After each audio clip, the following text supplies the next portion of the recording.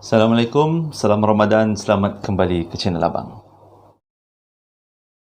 Abang ni sebenarnya suka bercerita. Jadi, YouTube ni menjadi medium yang paling baik untuk abang sampaikan cerita-cerita abang. Kisah kali ini agak berbeza daripada apa yang abang dah sampaikan sebelum-sebelum ni. Ia mengisahkan seorang ratu yang diangkat menjadi ratu kepada kerajaan Portugal sewaktu dia sudah menjadi jenazah. Kalau korang nak tahu kisah apa, tonton video abang sampai habis. Sebelum tu, untuk korang yang belum subscribe, mohon subscribe channel abang supaya ini dapat memberi motivasi pada abang untuk upload konten-konten terbaru yang dapat bermanfaat untuk kita semua. Ines de Castro lahir pada 1325. Beliau lahir di Galencial, iaitu salah satu provinsi atau daerah di kerajaan Spanyol kuno. Ayahnya bernama Pedro Fernandez de Castro, manakala datuknya adalah raja di Castile, iaitu Sancho keempat. Ini bermaksud Ines adalah anak raja tempatan, ayahnya raja dan datuknya juga adalah raja. Ines lahir sebagai seorang yang sangat cantik, kulit yang putih, rambut yang ikal mayang, hidung yang mancung, pinggang yang ramping. Jadi kecantikan Ines menjadi buah mulut di Portugal suatu masa dulu. Ceritanya bermula pada tahun 1340 apabila Ines ditugaskan untuk mengiringi sepupunya, Puteri Constance dari Castile. Ia mengiringi sepupunya iaitu Puteri Constance ke Portugal kerana Puteri Constance telah dijadualkan untuk berkahwin dengan anak Raja Portugal di waktu itu, iaitu Pedro pertama ataupun Peter of Portugal. Ines bertindak sebagai dayang-dayang atau penolong yang paling rapat dengan Puteri Constance kerana diorang ni adalah sepupu, jadi banyak hal-hal Puteri Constance akan dikongsikan bersama Ines. Sewaktu tu, perkahwinan antara Puteri Constance dengan Pedro pertama iaitu Peter pertama sangat-sangat diperlukan kerana pada waktu tu Portugal dengan kerajaan Spanyol atau Castile bergaduh. Jadi dengan perkahwinan ni akan mengurangkan risiko untuk berperang kerana mereka berdua dah dianggap sebagai keluarga. Ini adalah salah satu cara untuk mengelakkan perang pada zaman dulu. Sesampainya di Portugal, Ines sangat-sangat teruja melihat Pedro pertama iaitu bakal suami kepada sepupunya Puteri Constance. Ini kerana Pedro pertama mempunyai raut wajah yang sangat tampan di waktu tu, bukan waktu sekarang, sangat tampan di waktu tu dan menjadi kegilaan wanita-wanita di kawasan kerajaan Portugal. Ines tahu Pedro akan dikahwin dengan sepupunya iaitu Puteri Constance, tapi dalam senyap-senyap Ines cuba memikat Pedro. Ini adalah satu benda yang sangat-sangat tak baik. Nak dijadikan cerita, Pedro pun terpikat dengan Ines. Dia memang akan dikahwinkan dengan Puteri Constance, tapi disebabkan Ines ni mempunyai raut wajah dan bentuk badan yang lagi daripada Puteri Constance, Pedro lebih terpikat kepada Ines berbanding bakal suaminya. Ines mengambil keputusan ini untuk memikat hati Pedro. Cinta Ines terbalas. Pedro jatuh hati kepadanya. Tetapi perkahwinan antara Pedro dengan Puteri Constance diteruskan walaupun Pedro tak setuju. Jadi dengan kata lain, walaupun Pedro berkahwin dengan Puteri Constance, tapi hatinya pada Ines. Puteri Constance maklum dengan perkara ini. Dia berasa sangat kecewa kerana sepupu yang paling dipercayai telah mengkhianatinya, memikat suaminya dan menjalinkan hubungan di belakangnya. jadi Ines ni bukan perempuan yang baik. Disebabkan perkara ini, Puteri Constant telah mengadu hal kecurangan Ines dan Pedro kepada ayah Pedro, iaitu Raja Portugal, Raja Alfonso. Raja Alfonso sedia maklum dengan perkara ini, tapi disebabkan Pedro adalah bakal raja, Raja Alfonso terpaksa menutup mulut. Tapi dalam hati, beliau sangat-sangat membenci Ines. Selepas beberapa bulan perkahwinan antara Puteri Constant dengan Pedro pertama, Raja Alfonso keempat, iaitu ayah Pedro, mengambil keputusan menghalau Ines ke tempat istana yang sangat jauh untuk memutuskan hubungan antara Pedro dan juga Ines.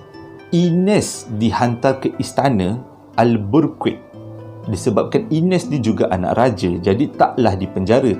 Kalau rakyat biasa dah lama kena penggal kepala. Zaman tu memang suka penggal kepala, potong-potong badan. Tapi disebabkan Ines ni anak raja, walaupun dia melakukan kecurangan terhadap isteri pangeran muda, anak raja, dia hanya diasingkan ke istana lain. Walau macam tu pun, Pedro tetap cari Ines walaupun dia dah kahwin dengan Puteri Constant. Perkahwinan ni bertahan selama 5 tahun. Pada tahun 1345, sewaktu melahirkan anak yang pertama, Puteri Constant meninggal dalam keadaan yang sangat hiba. Ini kerana Puteri Constant tahu, sedar yang suaminya tidak mencintainya. Walaupun dia memberikan anak, suaminya tetap akan mengejar sepupunya Ines. Tanpa rasa bersalah, Ines tidak terkesan dengan penderitaan Puteri Constant. Selepas kematian Puteri Constant, korang ingat Pedro tu sedih? Tak. Dia gembira, malah meraihkan kematian Puteri Constant dalam senyap-senyap. Dan selang beberapa hari, Pedro terus mengahwini Ines dalam senyap-senyap dengan bantuan pihak gereja. Ines menjadi isteri kepada Pedro pertama dan melahirkan 4 anak, iaitu Alfonso, John, Dennis dan Puteri Beatrice. Mereka sekeluarga tinggal di Istana Santa Clara, iaitu di kawasan Coimbra. Ada 2 sebab kenapa Raja Alfonso, iaitu ayah kepada Pedro pertama, tidak menyetujui perkahwinan ini. Kerana pertama, Ines adalah perempuan jalang. Kerana dalam agama Kristian, perkahwinan mengambil hak orang lain pun dianggap satu dosa. Dan yang kedua, perkahwinan antara Ines dan Pedro akan menyebabkan hubungan antara Portugal dan juga Castile sangat tegang. Jadi disebabkan itu, satu mesyuarat secara senyap-senyap dilakukan dengan diketuai oleh Raja Alfonso keempat bersama beberapa orang pembesar dan juga ahli bangsawan. Hasil daripada mesyuarat tu, mereka berpandangan untuk meredakan hubungan politik yang tak tenteram ini, Ines perlu dibunuh. Maka Raja menghantar 3 orang pembunuh upahan ke istana Ines untuk membunuh Ines. Dan pada 1355, Ines dipancung di depan 4 orang anaknya. Salah, 3 sebab seorang tu mati waktu lahir. Ines dipancung di depan 3 orang anaknya oleh 3 orang pembunuh yang diupah oleh Raja Alfonso keempat. Ini berlaku sewaktu Pedro tiada di rumah.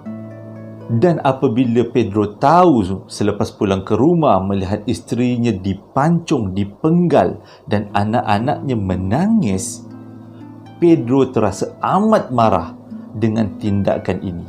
Selepas disiasat, akhirnya tahulah Pedro perkara ini sebenarnya dirancang oleh ayahnya sendiri.